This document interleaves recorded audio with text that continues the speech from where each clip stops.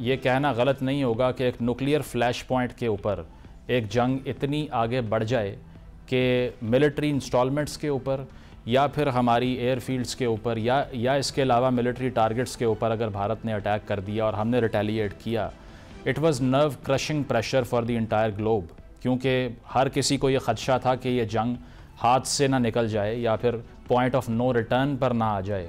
आपको लगता है कि जिस लेवल की एस्केलेशन इस मरतबा हुई है, बेशक हमने उसको डोमिनेट किया, but this has to be thought about by the international community as well कि ये इतना सिंपल मामला नहीं है। अगर इंडिया अग्रेसर स्टेट बन के यहाँ आने का प्लान करके एक न्यू नॉर्मल डॉक्ट्रिन बनाना चाह रहा है जो उसको नहीं बनाने दिया गया, बट डू यू थिंक कि this was a massive exercise चंद घंटों में जो हुई, जिसको स्टडी करना पड़ेगा अब? जी बहुत शुक्रिया। एक तो अल्लाह ताला का शुक्र, अपने मुजाहिदों को सलाम। और ये देखें, इसमें 3 तो वर्ल्ड रिकॉर्ड कायम हुए। पहला कि राफेल जहाज पहली दफ़ा दुनिया में कहीं गिराए गए।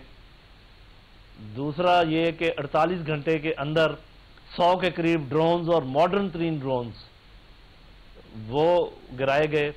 और तीसरा ये कि 2 न्यूक्लियर पावर्स के दरमियान इतनी हाई इंटेंसिटी की जंग कहीं नहीं देखी गई। तो वो जो आप बात कर रहे हैं वो वाकई काबिल जिक्र है। मैं इसको थोड़ा सा आगे बढ़ाता हूँ। पहली बात तो ये है कि ये it was still a limited war. ये मिलिट्री इस्तिलाह में ये ऑल आउट जंग नहीं थी, गो के आप हमारे पूरे तूल अर्ज में ये फैली हुई थी और भारत का भी हमने हर जगह को निशाना बनाया। लेकिन एम्प्लॉयमेंट ऑफ वेपन्स के लिहाज से इसमें एयर पावर, ड्रोन्स और रॉकेट्स एंड मिसाइल्स ये मेन वेपनरी थी। साफ ज़ाहिर है कि ज़मीन पे आर्टिलरी वगैरह हुई, लेकिन कोई पेशकदमी नहीं थी। और दूसरा नेवल एसेट्स इसमें इन्वॉल्व नहीं हुए, सवाए इसके कि वो जब डिटेक्ट हुआ उनका एयरक्राफ्ट कैरियर तो वो पीछे चला गया। ठीक। तो ये बात आपने दुरुस्त की। एक तो ये जो लोगों का ख्याल था ना कि पाकिस्तान कन्वेंशनल वेपनरी में शायद कमज़ोर है उनके मुकाबले में, लेकिन ये बात समझने की है कि जब आपके पास न्यूक्लियर वेपन्स हों तो वो बहुत बड़े इक्वलाइजर हैं, वो बराबर कर देते हैं। उसकी वजह यह है कि आप ऑल आउट वॉर कर नहीं सकते न्यूक्लियर की वजह से, और लिमिटेड वॉर में छोटे मुल्क को कोई डिसएडवांटेज है नहीं। और जो जज्बा हमने शो किया, जो हमने अपना एतमाद शो किया, जो अग्रेसिवनेस शो की, वो और ये इंटेंसिटी मैं आपको बताऊं, ये ना यूक्रेन में हुई है और ना ये मिडिल ईस्ट में हुई है। मिडिल ईस्ट में ठीक है कैजुअल्टीज बहुत हैं, क्योंकि वो लोग तो परवाह नहीं करते ना, और उन्होंने बहुत ज्यादा वो सीधा पॉपुलेशन के ऊपर करते हैं। लेकिन ये एक यूनिक वॉर है जिसको आप दुरुस्त कह रहे हैं कि कई सालों तक पढ़ा जाएगा, इसको एनालाइज किया जाएगा। बाकी आगे आप, चूंकि आपके पास बड़े अच्छे डिप्लोमेट बैठे हैं, आपको पता है कि जो war is a continuation of policy. अभी डिप्लोमेसी इसको टेक ओवर करेगी और आगे क्या चलता है ठीक है, उनसे पूछने पर मैं भी आगे अर्ज करूंगा। जी ठीक है। राना एहसान अफजल साहब भी हमें ज्वाइन कर चुके हैं, coordinator to prime minister. Rana साहब, आपकी तरफ आता हूँ। ये जो सारा एपिसोड हुआ, पाकिस्तान की जो पॉलिटिकल लीडरशिप है, obviously they must have been in heaps of pressure. एक ख़बर भी सामने आई थी गालिबन 7 बजे के करीब, अगर मैं सैटरडे मॉर्निंग की बात करूं, और वो ये थी कि नेशनल कमांड अथॉरिटी का इजलास कन्वीन करने की बात हो रही है। उसका डिनाइल भी बाद में आ गया।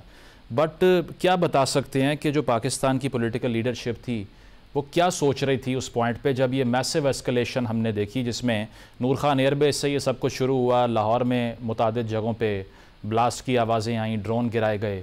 तो what was they thinking basically उस पॉइंट के ऊपर कि अब क्या तभी राब्ते शुरू हो गए थे, जिस तरह डोनाल्ड ट्रंप ने ट्वीट किया कि पूरी रात हमारे ऑफिशियल्स जो हैं वो मीडिएट करवाने की कोशिश करते रहे हैं, और उसी वक्त पर ये इंटेलिजेंस इंटरनेशनल कम्युनिटी ने शुरू कर दी थी, या वो इंतज़ार कर रहे थे कि पहले पाकिस्तान का रिस्पांस कैलकुलेट कर लें और उसके बाद में इंटरवीन करें? क्योंकि 2 रोज़ पहले तक जेडी वैंस कह रहे थे ये हमारी जंगी नहीं है, और 2 दिन बाद ऐसा क्या हो गया that they had to jump in and save both the countries as per them? बहुत शुक्रिया मुज़म्मिल। देखिए, पाकिस्तान का स्टांस हमेशा इस कॉन्फ्लिक्ट के अंदर मॉरली और एथिकली जो है वो ऊपर ही रहा है इंडिया से। सबसे पहले हमारा ये स्टांस था कि हम किसी किस्म का पहलगाम से हमारा लिंकेज नहीं है और हम ओपन हैं फॉर ट्रांसपेरेंट, न्यूट्रल और इंडिपेंडेंट इंक्वायरी। जब उसके बावजूद इंडिया ने प्रोवोक किया और ऑफेंस किया, एग्रेशन दिखाई और हमलावर हुए, उन्होंने सिविलियंस को हिट किया। और जब उन्होंने हमारे सिविलियंस को हिट किया तो उसके जवाब में भी हमने कहा कि हम ये शर्मनाक अमल को जो है वो ना सिर्फ रद्द करते हैं, कंडेम करते हैं, बल्कि हम ये जवाब के अंदर सिविलियंस को टारगेट नहीं करेंगे, बल्कि हम उन एरियाज को टारगेट करेंगे जो मिलिट्री एरियाज होंगे। तो तब भी हमने एक मॉरली और एथिकली एक हायर ग्राउंड लिया। और फिर उसके बावजूद जब इंडिया ने दोबारा एग्रेशन की, जिस दिन की आप बात कर रहे हैं उससे पहले, तो बिल्कुल हमारा यही स्टांस था। डिप्लोमेटिकली तो हम इंगेज कर रहे थे और यही मौकफ हम दे रहे थे कि हम एस्केलेशन नहीं चाहते, खित्ते के लिए ये अच्छा नहीं है।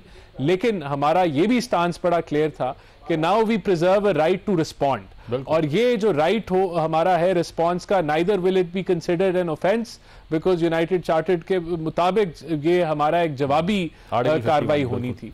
तो बिल्कुल आपने दुरुस्त फरमाया कि मेरे ख्याल से जहां जेडी वांस का बड़ा ये क्लियर कट बयान आया था कि हमारा कोई लेना देना नहीं है और ये आपस में एस्केलेशन नहीं होनी चाहिए और आपस में ये मसला हल करें, तो जब हमारा रिस्पॉन्स आया तो जो हमारा स्टांस था कि जब हम रिस्पॉन्ड करेंगे तो दुनिया उसको नोटिस करेगी। तो इसी तरह हुआ कि दुनिया ने नोटिस किया और उनको एहसास हुआ, मेरे ख्याल से इंडिया को भी एहसास हुआ कि जिधर वो हमें चैलेंज कर रहा था एयर कॉम्बैट में, हमने उसको जिद किया, उसको डिफीट दी। वहां जहां ये एक कन्वेंशनल वॉर नहीं थी, अगर आप कारगिल देख लें जो एक ओपन आउट कॉन्फ्लिक्ट एक था और उसके बाद ये एक इस स्केल के ऊपर फिर दोबारा बहुत लार्ज स्केल तो नहीं, लिमिटेड वॉर जिस तरह ये कह रहे हैं, लेकिन इट वाज अ टेक्नोलॉजिकल एक जंग थी ये।